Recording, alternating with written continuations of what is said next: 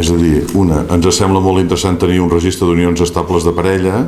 perquè hi ha moltíssima gent que ho vol per qüestions personals, per qüestions legals, perquè els hi fa il·lusió que estiguin registrats com a parella, però en canvi no volen passar ni per un casament, sinó que volen estar registrats com a unió estable de parella. El que passa que havíem detectat que aquí a l'Ajuntament d'Olot era dels llocs més laxes en quant a la documentació que es reclamava i que podia ser que algú utilitzés per altres fins. I llavors,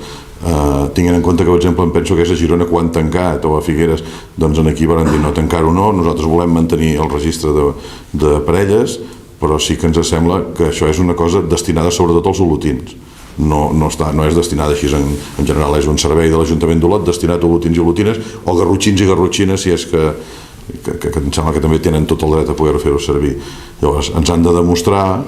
que ja estan visquent aquí, que no és una parella que de cop i volta apareix fa 3 dies i té un domicili aquí a Olot, perquè una de les coses que han de demostrar és les parelles que ja estan convisquent i que conviuen en un determinat domicili. Doncs això els demanem que sigui amb una antiguitat d'un any, que no sigui de cop i volta, sinó que sigui amb una antiguitat d'un any, ens demostren que estan visquent a Olot i que es tenen un domicili fixe. Totes les persones que utilitzaven aquest servei de registre de parelles d'una forma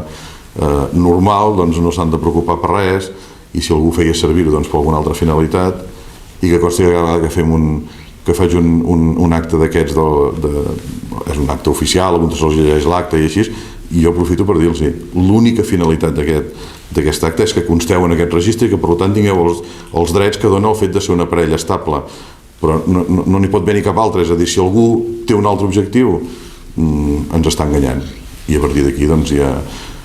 ja sortiran les conseqüències que en puguin tenir-ne, si és que mai ens n'entenem que ens han enganyat, no?